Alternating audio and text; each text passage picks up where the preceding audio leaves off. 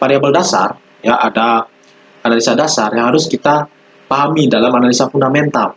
Siapa pemilik perusahaan, siapa pengelolanya, kemudian apa bisnisnya. Hai sahabat Profit Shooter dimanapun kalian berada, kembali lagi bersama saya Iman Hidupnya Andika SSI Magistra Manajemen dalam channel kesayangan kita semua, Profit Shooter.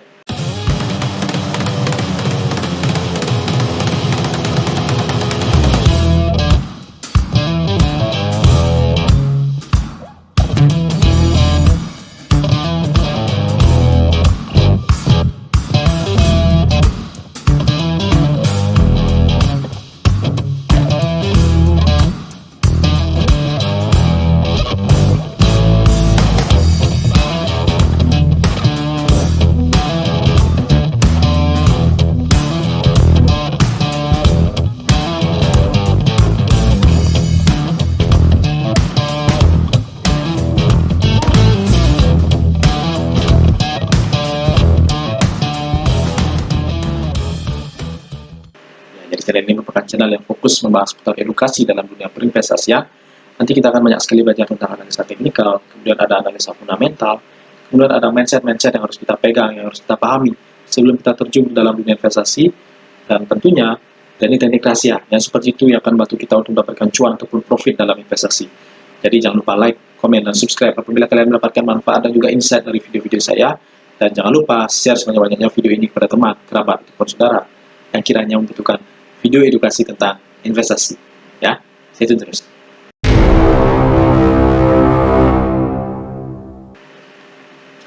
Baik, rekan-rekan sekalian, ya, dalam video saya kali ini saya akan membahas tentang bagaimana cara kita agar kita bisa mendapatkan rasa aman dan juga rasa nyaman atas investasi yang kita lakukan. Karena memang investasi ini kan adalah proses mencari peluang, ya.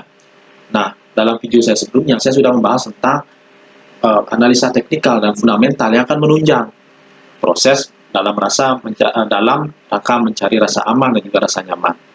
Nah, ya, jadi kalau kita membahas tentang fundamental, itu kan banyak sekali aspek, ya, banyak sekali variabel yang harus kita pahami dalam laporan keuangan. Ya, jadi tidak bisa kita hanya menggantungkan satu variabel. Artinya, misalkan EPS, ya, kita tidak bisa hanya mengandalkan EPS saja.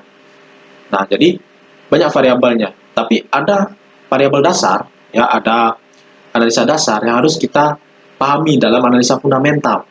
Nah, apa itu? Nah, jadi ada 3, ya. Dalam kita berinvestasi saham, dalam kita agar kita bisa memutuskan saham mana yang akan kita investasikan, kita harus tahu, ya, siapa pemilik perusahaan, siapa pengelolanya, kemudian apa bisnisnya. Nah, jadi kalau kita berinvestasi saham, kita membeli saham, berarti kan kita membeli perusahaan, ya. Meskipun kalau misalkan di pasar modal, itu saham yang kita jual beli, yang kita beli itu adalah sebagian kepemilikan yang dilepas oleh si pemilik, ya. Pemilik perusahaan adalah pemegang saham mayoritas, ya. Artinya orang atau individu atau institusi yang memiliki kepemilikan perusahaan yang terbesar, ya, memiliki kepemilikan saham yang terbesar. Nah, jadi meskipun kita hanya memiliki sebagian kecil, ya, yang kita beli di pasar modal, tapi yang harus kita pegang mindsetnya adalah kalau kita membeli saham, kita membeli perusahaannya. Nah, jadi kita harus tahu siapa pemiliknya, kemudian siapa pengelola yang ditunjuk oleh si pemilik, dan apa bisnisnya. Nah, kita mulai dari bisnisnya dulu, ya.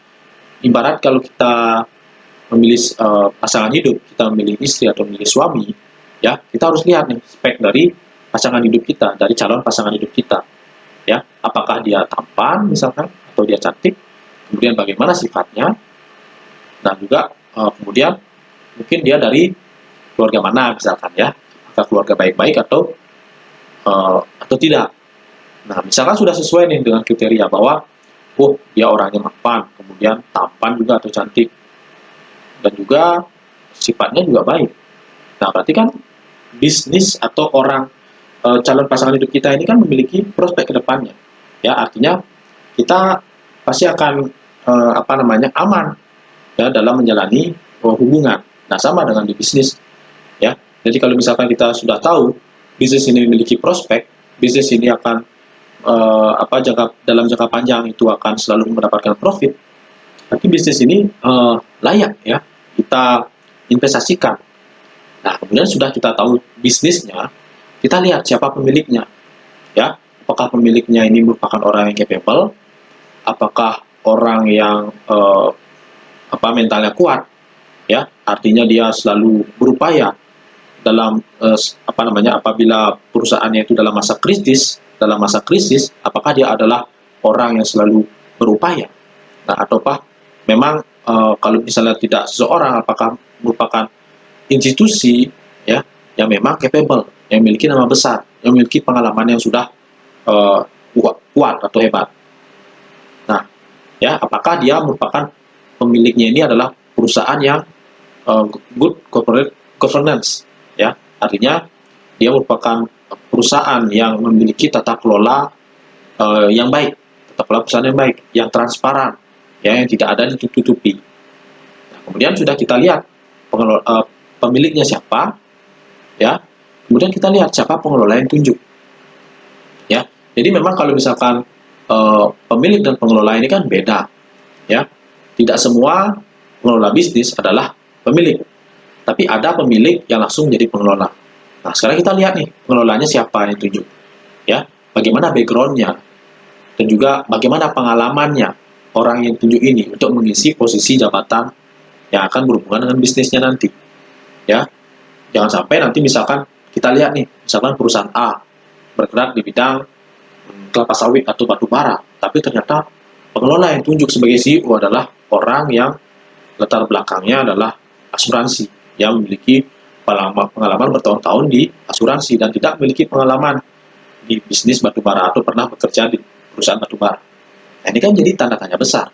Ya, meskipun terlepas dari apakah si ini merupakan tujuan dari pengelola atau tujuan dari pemilik bisnis, ya, atau pemilik perusahaan, mungkin nanti dia akan melebarkan sayap, ya, membuka anak perusahaan lain yang bergerak di bidang asuransi. Kita kan tidak tahu, tapi setidaknya dari pengelola ya bisnis ini kita bisa tahu bahwa kalau misalkan dia ternyata backgroundnya sudah berbeda, berarti pengelolanya mungkin tidak baik. Nah, sini juga bisa akan berpengaruh kepada rasa nyaman yang kita peroleh.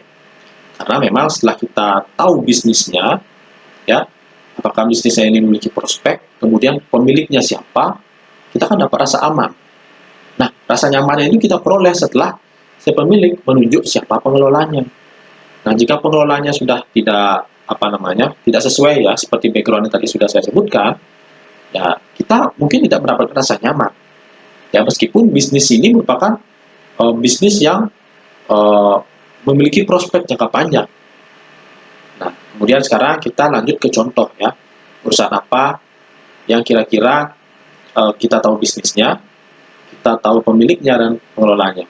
Ya, jadi memang semua perusahaan yang bisa IPO atau melantai di bursa saham, bursa efek, itu kan merupakan perusahaan-perusahaan yang hebat.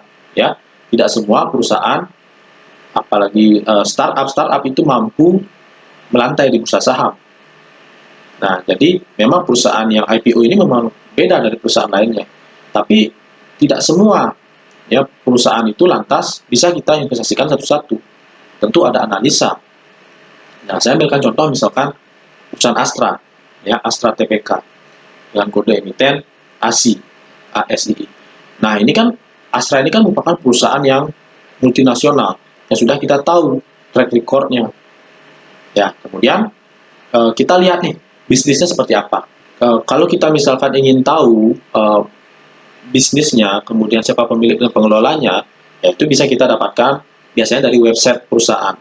Ya, karena dari sana kita sudah bisa melihat transparansi, ya, semua data dan juga semua informasi yang kita butuhkan tentang si perusahaan. Ya, inilah salah satu contoh good corporate governance. Ya, tidak ada yang ditutupi. Nah, kita lihat nih dari perusahaan Astra, ya, kita lihat dari bisnisnya, profilnya, Astra ini menaungi banyak sekali lini bisnis, ya, banyak sekali anak perusahaan yang bergerak di bidang otomotif, kemudian ada jasa keuangan, kemudian ada alat berat, pertambangan, kemudian ada konstruksi, dan juga energi. Nah, kemudian ada agribisnis, kemudian juga ada infrastruktur dan logistik. Nah, kemudian ada yang lagi teknologi informasi, dan yang terakhir ada properti. Nah, ini dari sini saja sudah kelihatan bahwa Astra ini berupaya memenangkan pasar di semua sektor, ya. Dan dari satu sektor itu saja, misalkan tadi otomotif, itu ada banyak anak perusahaan yang dinaungi, ya, tidak hanya satu yang bergerak di bidang otomotif. Nah, belum lagi dari sektor yang lain. Nah, ini artinya perusahaan Astra ini sudah berupaya, ya, bagaimana artinya Astra ini merupakan prospek, ya, jangka panjang, karena memang banyak perusahaan yang dinaungi di berbagai sektor. Ya, artinya Astra melakukan banyak sekali diversifikasi bisnis. Ya, jadi memang diversifikasi bisnis ini yang akan menunjang. Jadi tidak mungkin dalam satu waktu semuanya down. Ya, pasti ada yang satu yang turun, yang satu yang menguntungkan. Nah, jadi kita sudah tahu nih dari bisnisnya memang si Astra ini memiliki prospek yang bagus. Ya, terlihat dari banyaknya anak perusahaan yang dinaungi yang berasal dari berbagai sektor industri. Nah, kemudian setelah kita tahu bisnisnya, kita lihat siapa pemiliknya. Kita lihat juga dari profilnya, ternyata PT Astra International, TBK, atau ASI, itu dimiliki oleh Jardine Cycle and Carriage Ltd, Singapura. Nah, Jardine Cycle ini juga dimiliki oleh Jardine Strategic Holding Ltd, Singapura, Bermuda. Nah, ternyata Jardine Strategic Holding Ltd, Bermuda ini juga dimiliki oleh Jardine Madison Holding Ltd, Bermuda. Nah, ya, jadi sudah kita lihat ya bahwa perusahaan Jardine ini merupakan perusahaan terbuka yang tercatat di London, ya, dengan standar listing dan juga tercatat di Bermuda dan Singapura. Artinya memang si pemilik Astra ini merupakan perusahaan yang besar, ya, yang tercatat di London, Bermuda dan juga Singapura. Nah, bisa dibayangkan, ya, kalau sebuah perusahaan dimiliki oleh sebuah perusahaan yang besar, ya, artinya memang Astra ini sudah kita bisa yakin bahwa masa depannya jelas, ya, karena memang pemiliknya juga besar, ya, memiliki nama besar, kemudian memang perusahaannya hebat, ya, sudah bisa diyakini bahwa perusahaan ini si pemilik perusahaan pasti akan berupaya keras apabila nanti seandainya Astra itu mengalami mungkin penurunan yang mungkin itu tidak kecil sekali kemungkinannya, karena kita bisa lihat dari bisnisnya tadi itu memiliki banyak sekali sektor yang di berbagai industri. Ya, kemudian kita sudah tahu pemiliknya, yang harus kita ketahui selanjutnya adalah siapa pengelolanya. Nah, pengelolanya nanti bisa kita lihat juga siapa-siapa saja yang ditunjuk oleh si pemilik untuk mengisi jabatan-jabatan, ya, siapa dewan direksinya, siapa CEO-nya, siapa sisi level lainnya.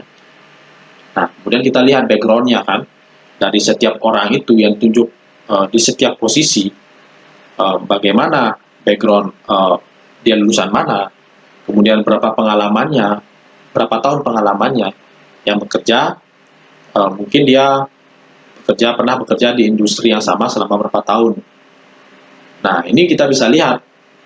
Nah, seandainya memang dan saya juga pasti yakin bahwa memang orang yang tunjuk sebagai pengelola di bisnis Astra ini memang orang-orang yang hebat. Nah, ya, jadi teman-teman bisa saya simpulkan bahwa dalam proses kita mencari peluang, ya, kita harus tahu bisnisnya dulu, ya, bisnisnya dulu, karena memang kalau kita membeli saham berarti kita membeli perusahaan, di mana perusahaan ini kan menjalankan bisnis, ya, perusahaan pasti akan selalu berupaya untuk mencetak laba. Bagaimana caranya agar bisnisnya bisa terus berjalan, agar terus bisa menghasilkan profit, menghasilkan laba. Ya, tidak ada perusahaan yang ingin perusahaannya bangkrut, ya, pasti dia selalu berupaya bagaimana bisnisnya ini bisa berjalan. Nah, kemudian kita sudah tahu peluang, kita sudah tahu bisnis, yang harus kita tahu sekarang adalah siapa pemiliknya. Pemilik mayoritas dari perusahaan yang memiliki persentase saham terbesar. Nah, kemudian kita sudah tahu pemiliknya, artinya kita sudah memiliki rasa aman. Ya, kita aman dalam kita berinvestasi di perusahaannya tadi. Nah, setelah kita tahu siapa pemiliknya, kita harus tahu siapa pengelolanya. Boleh ditunjuk oleh si pemilik. Nah, dengan adanya penunjukan pengelola dari si pemilik, kita akan muncul rasa nyaman. Nah, ya, jadi teman-teman sudah saya paparkan secara jelas tentang bagaimana kita bisa melakukan analisa fundamental yang paling dasar, yaitu analisa pemilik, pengelola, dan bisnis. Ya, jadi teman-teman selalu ya nyalakan lonceng dan belnya, agar teman-teman selalu mendapatkan video saya, ya, video-video edukasi yang menarik tentang investasi dan saham, dan teman-teman menjadi yang pertama, sehingga teman-teman menjadi yang pertama yang teredukasi lebih awal. Nah, sehingga teman-teman tidak memiliki nanti yang namanya pedoman, memiliki bekal atau memiliki ilmu sebelum terjun dalam dunia investasi. Ya, saya Imani Dupi Andika, SSC Magister Manajemen, mohon undur diri. See you on the next video. Bye bye.